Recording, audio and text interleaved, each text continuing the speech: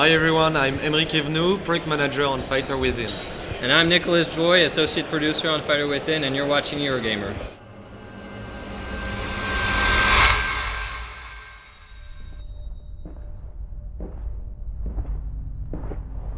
Greetings gamers, it's me, Ian from Eurogamer, back again with another exclusive interview from the noisy halls of Gamescom 2013, and this time it's about a Kinect game.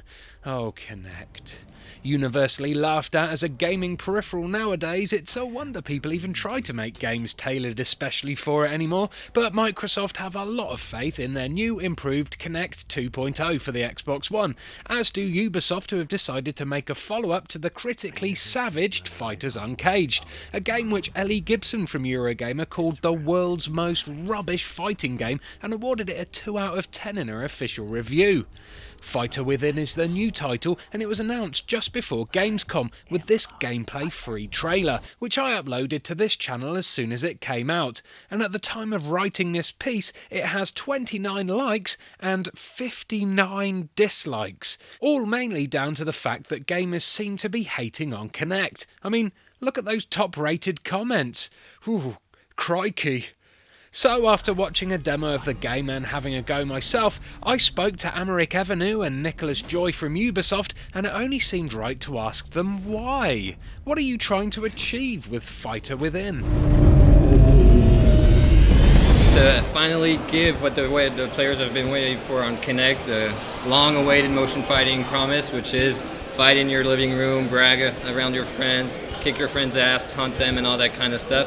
And finally, thanks to the full use of the Xbox One and the Kinect 2, we can actually give that to the players. So it's a really exciting game to us because we actually love playing this game because it is just about fighting and with one-to-one recognition on some parts and trigger animations on others. Now we also we gained a lot of experience from the previous fighting games on Kinect, which we know were disappointing for players because there is a big fantasy about fighting for real. When the first motion gaming was announced, either on Microsoft or PlayStation side, we saw prototyping of fighting games. There is people fantasize about that, so I think we're now delivering on this long-awaited promise made to players. You mentioned that previous Kinect-based fighting games have been disappointing.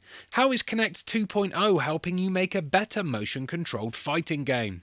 Two things. The first one was when the Kinect 1 released, game developers, not only Ubisoft, but most of the game developers tried to do a proper one-to-one recognition fighting game, which actually didn't work because, first of all, nobody is a real fighter, so if you do exclusively one-to-one, it's not gonna look good, and also because the technology at the time had some limits, which actually prevented developers from bringing some tactical depth to the gameplay. So the second wave of fighting games that released were like Power Up Super Hero, only relying on animation triggering. So this was working super fine, but it didn't deliver anymore on the fighting for real experience. What we're doing now, because of the technological advance, we can actually get best of both worlds. The one-to-one recognition works pretty well. We're really happy with this. As we receive new SDK from Microsoft, the games get better and better. And we're also taking some part of the animation triggering to add some tactical depth to the gameplay. So that you need to add also that the guys behind the games actually have experience about Kinect now because it was a new technology at the time. You need to learn a lot about it. We did a lot of prototyping iterations before having the final result you saw today. But also to that, you have to add the Kinect 2 on the Xbox One, so much more powerful, and Kinect 2, much better technology. With larger angles, you can actually play in a Parisian apartment, which you couldn't before, and you can actually recognize two persons a lot better than you could actually do it on the Kinect 1. Okay, so can you talk my viewers through a few of the fighting moves in the game, starting from more basic moves up until how you trigger your specials? The basic fighting game, any kind of fighting game, has what we call a rock, paper, scissors mechanism where you have defense, attack, and grab, and each one dominates as a circle the other one. So attack dominates the grab dominates defense, and defense dominates attack.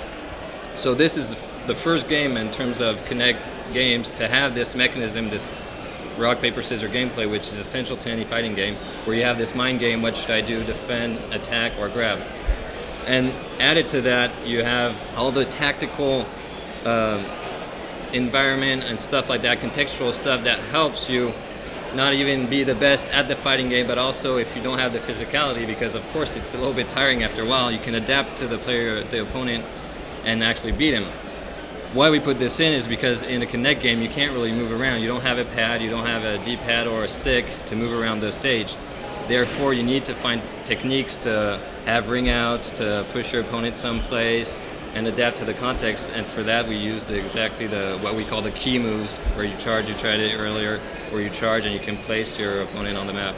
And actually they will allow you to use your environment. So you have the pole, which is central to any arena, and basically you can use that to make some special attacks. You also have some destructible zones that we call the danger zone. If you manage to project your opponent in those zones, you will inflict him much more damages. And to that you can add, so poles, like poles or trees you can jump on.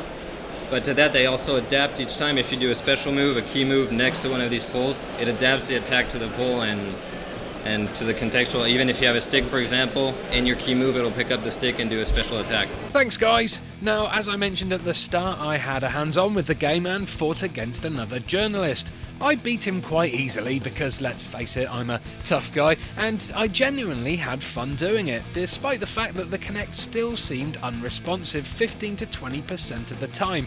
It definitely works better for body tracking than Kinect 1, but there are still those moments where you have to repeat a movement a couple of times for the game to actually do what you want.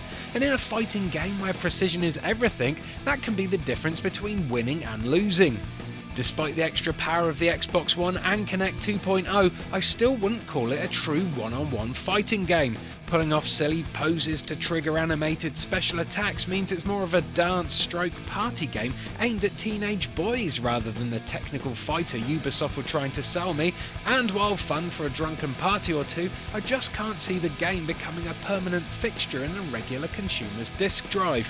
While Fighter Within is another ambitious step towards a fully motion-controlled fighting game, I still think the motives behind making it may be more for quickly cashing in on the first wave of console sales rather than creating a long-lasting, realistic fighting series. And ain't that just a kick in the teeth? Thanks for watching everyone, it's been a pleasure as always. Feel free to subscribe to Eurogamer's YouTube channel by clicking on that on-screen annotation. There's loads more content on its way from Gamescom, and it's now less than a month until the Eurogamer Expo, and we'll be hosting exclusive live streams of all its anticipated developers conferences right here. Excited? Me? Hell yeah!